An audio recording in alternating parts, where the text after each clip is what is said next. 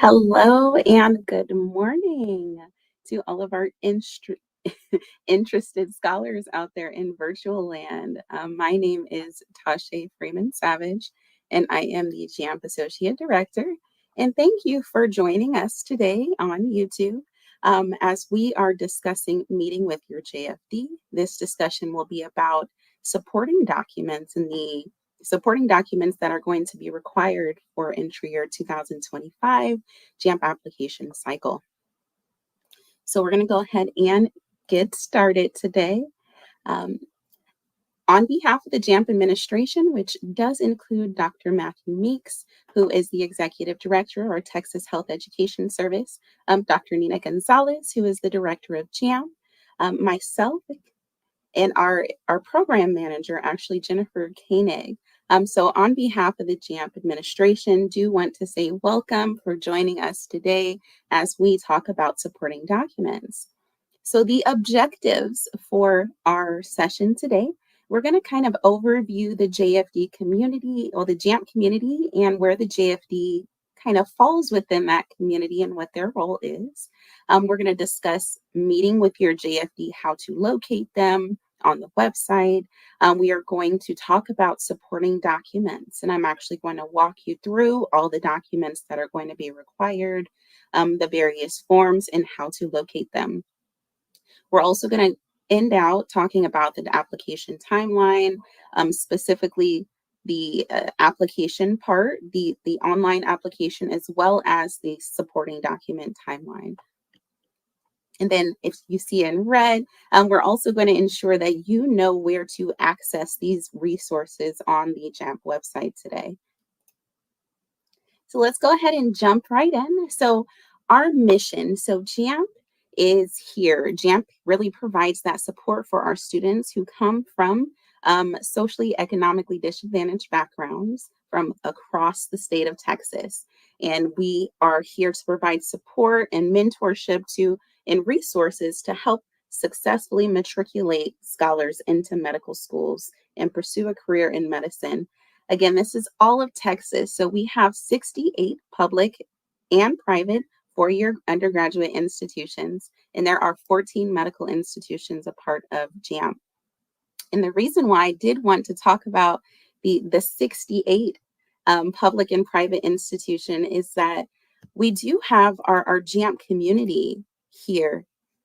And so within the JAMP, we're talking about JAMP and the benefits of JAMP. Having a community and support is a huge program benefit that you get for being a part of JAMP. And when it comes to the JAMP community, as you see right here, the JFDs do have a big portion when it comes to being a part of our JAMP community. So of course, it starts with our JAMP Council, who does provide programmatic oversight to the JAMP program on behalf of the Texas legislator. But then we also have our JAMP administration, Texas Health Education, but then also we have our JAMP faculty directors, and there is one JAMP faculty director located at every one of our 68 undergraduate institutions across Texas. So if you are at one of our undergraduate institutions, you do have a JFD there who is there that is boots on the ground, the first line of defense. They are there to help answer any questions that you have in real time. They are the people who have that direct access to institutional information and timelines and courses. And they also have understanding when it comes to the JAMP program, and they have experience guiding other scholars through this process and can help provide that level of support and mentorship right at your institution on behalf of JAMP. And so that's kind of the role of the JFDs within the JAMP community. Again, they are at every undergraduate institution. And if you have a problem locating your JFD, I did want to bring up our webpage to kind of show you how to locate your JFD. So if you go on the main webpage, you can scroll down to where it says participating schools. This is actually where you will find the list for your JFDs. So if you do see, they are broken into public institutions. So you can look through the public schools and see, make sure your institution um, is there. What you can do is click right on your JFD, and what it's going to do is just um, take you to the email where you can directly send an email to your JFD if you need to make just initial contact, or you can give them a call. This list on our webpage is updated frequently. So this is the current list, and it's usually always up to date on who our current JFDs are. That way you're able to contact them whenever you need that guidance, support, some clarity on issues that you may be experiencing while you're in the program or being interested in the program. So this is how you locate the information for your JFD at your institution. Now, if you do have any trouble or you're unable to make that contact with your JFD, please let us know, the JAMP administration. Give us a call, send us an email, and let us know if you have any questions that we can be assistance with, especially when it comes to the application process, and provide that guidance to you to ensure that this process is smooth for you. Um, but you will see why having that contact with your JFD is important. So let's go ahead and hop right back into the presentation. So the JAMP faculty director. So your role in this process is to really initiate that contact, where you can locate them on the website, find them in the office on campus, to initiate an initial contact. Have them get to know you, you get to know them, learn more about JAMP. Because if you are more informed on the deadlines, the ins and outs of the application, what's required of you, you're going to be more well equipped to be able to go through this process and be more successful, because you'll have the information and the confidence of knowing when certain things are due, what um, it might be looking for. So when you submit an application to the JAMP office, you're essentially completing a medical school application. Um, and so having this experience, it is a great experience, having this medical school experience on the application. But then you have your JFD who's actually done this with other scholars. And they're able to help you, and they've gone through the application process, going through the secondaries with other scholars. And so definitely ensure you make that contact, that initial contact. That way you have a strong and successful initial application experience. That way you know kind of what that standard and what the goal is when you do submit your secondaries, when you're looking to apply to medical school. So first thing, get to your institution, maintain that contact, have them get to know you. Um, have conversations about what your goals are, and what your plans are, kind of what your motivations are. Have those initial conversations with your JFD, because it's always important when you are going into fields like this to have some sort of mentor. And our JFDs they're in a position to be able to provide you mentorship when it comes to courses. They are faculty directors, so they can provide you with an understanding and kind of that guidance when it comes to working through and finding solutions, and kind of problem based, because they are faculty. And so they're able to kind of provide that insight to you in that lens. And it's awesome that we have them at your institution to be there for you. So use them as a resource, make meetings with them, schedule time to build that relationship with them, because they can be a big support in your corner to get you through and get you to matriculate into medical school and reach your goals. So ensure that you make that contact, because they're there to provide the guidance. And they are also an integral part when it comes to the application process itself. They do have tasks that they need to do as part of the application process for you. And so having that contact with them sooner rather than later, it can definitely benefit you, because you don't want to make that initial contact a day before supporting documents are due.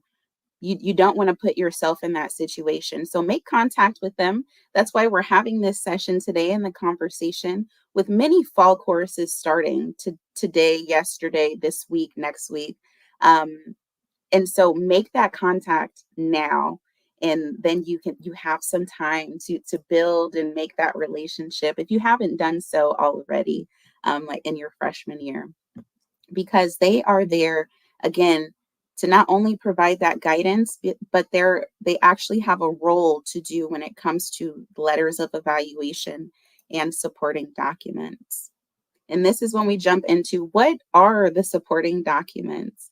So let's just overview these real quick. So first, we have the notice of intent to apply and that authorization to release records. This is a form that is hyperlinked on the web page. I'm going to show you in a moment, but this is going to pop up right there for you to be able to insert your information and get that turned in. Now, you will have to request a copy of your high school transcript with your class rank. Now, the JAMP administration is aware that not every school has this in their process where they have the class rank on their transcripts. If your school does not have the class rank, it's okay, as long as it's official, signed and stamped, it's official, then it's ready to go. And that just means your school doesn't list the class rank. But if your school does list the class rank, ensure that that is that official one sent to us with your class ranking on there. We are going to need the student aid report. So that's going to be for the financial aid year 2023, 2024, as well as 24, 25. If you have not checked out last week's office hours, that does provide an overview of what that new financial aid criteria is for JAMP. Please do so now before listening to the rest of this video. But if you have not done so, a quick overview, 23, 24, there was the EFC. So you would get your expected family contribution or estimated family contribution, and that was a number basically to gauge how much your family can contribute that year for you to go to school. And that has been removed, that's been taken out. The FAFSA is actually updated to a completely new formula. And so that it's a new formula. And so now we have the SAI, which is the Student Aid Index. And that is, again, a completely different formula. And so this year, we don't have that set 8,000 like we did for the EFC. As long as you are Pell eligible per the 24-25 FAFSA, then you can apply for entry year 25.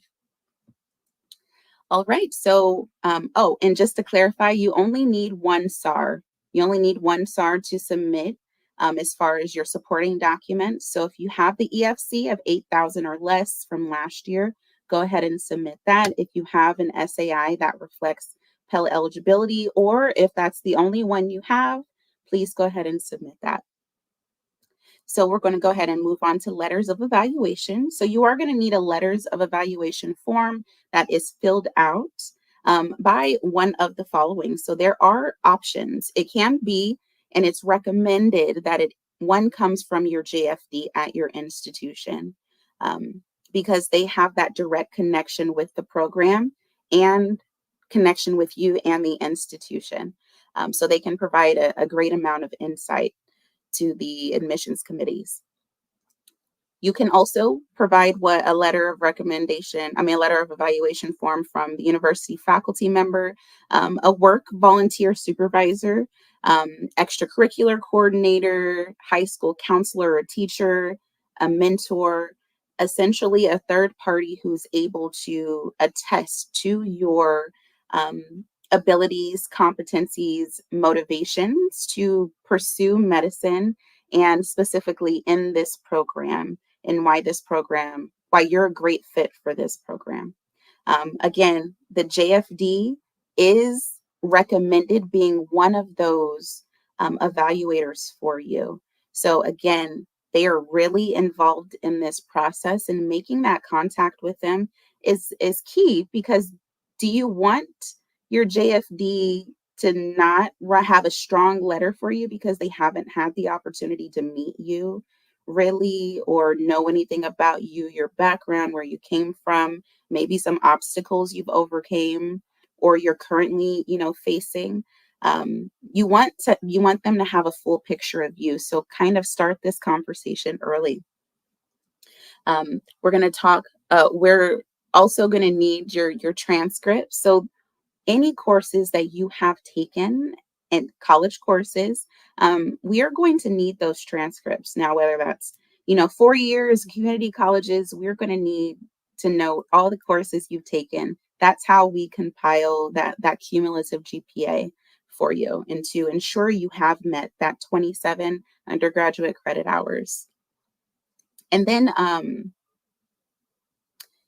your official transcripts have to list the fall and the spring grades. It should already have, and if you have summer, make sure that those are posted before submitting, because you want to ensure that you get all the credit due to you courses that you've taken. So if you do need to wait, or if you have maybe like a 4-week course that's going to end before the deadline, the supporting document deadline, please ensure you do so, and that way we see and you're awarded the credit that you're due. And so that's an overview of the supporting documents that are required. Now, if you do see on the screen, there is no SAT or ACT. And let's talk about that real quick.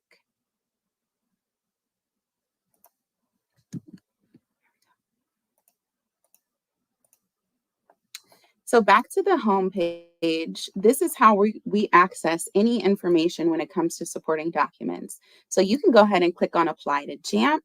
It's going to have all the information about applying, but we're going to click on Application Guide. This is where you're going to get all the information about supporting documents. The first one we're going to check out is this amazing resource for you all, and that is the checklist. And this is so that you can ensure that you have done all and met all the requirements that you need to do for this cycle. That way you're not missing something, and if you're missing one element of the supporting document, it's going to be marked as incomplete and that it's not a fully submitted, completed application. So you don't want that to happen. So use this as a resource for you. If you do check it out, it does say supporting documents checklist. We did mention this notice of intent to apply, your high school transcript. But if you see right here, while you can still submit your SAT and ACT scores to us, they are not required. And so it's not going to be listed on this supporting documents checklist as being required, but you can still go ahead and submit those to us. If you do feel that your scores make you a stronger applicant, I always say, hey, go ahead and submit it if you think it'll make your application stronger. If you don't think that it'll make your application stronger, it's not required. So don't feel like you're required to send those in, because you're not. But this is a handy dandy resource for you to be able to mark off and to ensure that you have indeed done all the supporting documents that you need to do for this application cycle. So the first form I did want us to check out, this is that notice of intent to apply. So you will have to submit this. So you will need to locate the name and the title of your JFD on the web page, but you're going to need to submit this and get this into us. So the document is right there for you to access and get that submitted. Your letters of evaluation form right here. You're going to be able to print this out, and you can provide the letter to your third party if you need to. The JFDs do have access to this form themselves, so you don't necessarily have to print it out for your JFD. They can access it. But if it's somebody outside, so like a work volunteer, supervisor, mentor, you can print it out and provide this to them. Now, with the letters of evaluation, you are not able to upload these yourself. This is where it comes back into ensuring that you're meeting with your JFD, because our process is that nobody but the JFD can really submit these documents for you. Um, so you are going to need to work with your JFD and ensure that you give these documents to them, or your third party sends these documents to your JFD for them to upload these onto your account um, by the deadline. And that's why it's important for you to ensure that you're communicating with your JFD and everything is timely, because they are going to need to upload documents on your behalf. And you do not want to, let's say, miss an appointment with them or a deadline, and then it puts your application in jeopardy because you didn't meet with them and then they weren't able to upload it for you. Again, you may complete that first part, the electronic application, by October 4th, but there's that October 18th deadline for supporting documents. So you have to ensure that you have met with the JFD, they have all of your documents, and that they actually do that upload for you by October 18th. And so everything is timely. So start having these conversations now, that we're about to head into September. And now that classes have started, your JFDs are there and accessible on your campus. So this is the form that you're going to need to get uploaded to us. And then transcript release and transcript request form. Now, if you do want your institutions to send it over on your behalf, you can definitely download one of the forms and have it requested through your institution or your JFD, to have the transcript sent over to us, or you can utilize Clearinghouse or Parchment to send over that transcript to us electronically to info@texasjamp.org. That would be the email that you would send over those electronic transcript requests to us. That way we're able to upload those into your account. So that is the web page. I did want to ensure that you knew how to access this. So let's go through it one more time. So you go to apply to JAMP. You're going to click on the application guide. Within the application guide, you'll click on supporting documents, and that checklist and the forms are here for you.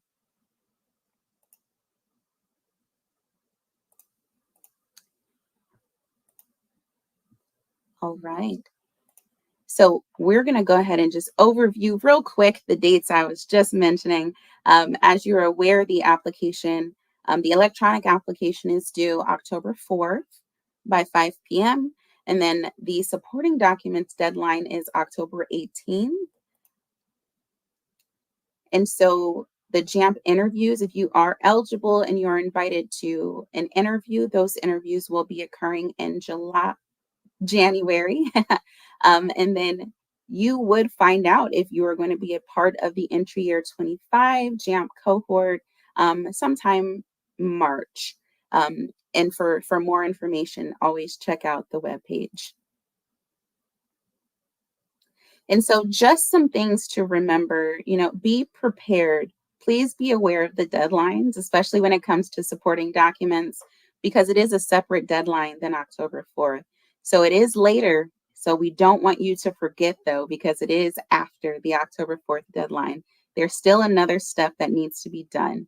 And so ensure you have your documents ready for your JFD. That way they can upload those for you.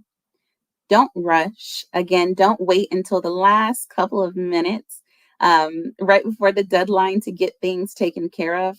Because one, the electronic application, it's electronic. And so you never know what kind of things can happen in that space. And so you want to ensure that you submit that application well ahead of the October 4th deadline, just in case there's an issue with technology. And then supporting documents, you have time, have these conversations now. And then I did show you the application guide when we looked at the supporting documents. That is a resource for you. Please utilize that step by step, section by section. It goes right hand in hand with the application. And it's really there to be able to provide that immediate answer to some frequently asked questions on sections in the application itself. And so at this time, I'm going to go ahead and open the floor up for the next 5-10 minutes for some questions and answers. If you have any direct questions when it comes to supporting documents, those are welcome. And then always welcome any questions when it comes to JAMP or the overall application process. So the floor is open. Feel free to drop your question into the comment section on whatever platform you are viewing this video from, and I will be happy to answer.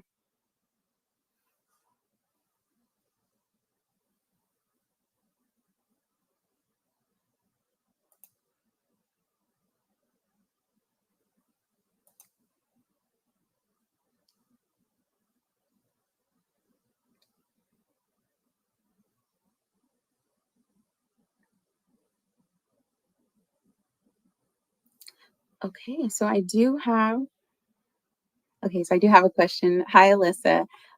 So if I understand correctly, you just want clarification on your AP courses, and this is a great question. So you can apply with having AP courses, which is amazing experience for you to have. However, JAMP, we accept 3 credits of AP credit to apply towards your credits. And so that would be essentially one course, one AP course that we're able to accept. So with you having so many, unfortunately, we wouldn't be able to accept all of those. Now, dual credit and those courses are different. And there is a cap on those as well, but AP course, that cap is 3 credits. Great question. All right. I'm not seeing any other questions in the main platform. Yes, so I do have an inquiry. So if an applicant doesn't have or a relationship or know their faculty director at the institution, what should you do? And so essentially, I did allude to it a little bit, but feel free to utilize us as a resource, the JAMP Administration Office, if you have questions that are specific to the JAMP application, some programmatic things with JAMP. We're always here as a resource via email or the phone. And I would also encourage you to reach out to the JAMP scholars on your campus, um, whether it's ambassadors or just JAMP scholars themselves. If there's any tables or anything, if you see them, to introduce yourself. Um, or yeah, you can always reach if you are really having an issue, just contact us. That way we can provide that support because we don't want that to be a barrier for you. While there are some amazing JFDs, sometimes they're busy. And so if you're unable to make that contact, just let us know. There are some instances where we can even reach out to the JFD to see if we can initiate that contact for you. Um, but yes, just let us know, have communication, and reach out for support. We're always here to help. Don't be afraid to reach out with any questions you might have. All right, perfect. Well, with no questions, that must mean that we had a great session today and there were no lingering questions when it comes to supporting documents. So that is encouraging. But if there are any questions that happen to pop up after we end our session here today, feel free to send an email over to info@texasjamp.org, where we'll be happy to answer any questions you have, or give us a call Monday through Friday between 8 and 4 at 512-499-4352. And we look forward to seeing your submitted application and supporting documents come on in. That way you can apply to be a part of the upcoming entry year 2025 JAMP cohort. It was a pleasure having you guys here today for another edition of our live JAMP office hours for entry year 25. Um, We look forward to seeing you next week when we are going to be talking about the tips and tricks when it does come to a successful essay submission. And then if you do have some time, stay around until 1 o'clock here on Texas Health Education YouTube, where there will be a information session about our upcoming partnership with online Med-Ed and JAMP. I hope you guys have a great rest of your day.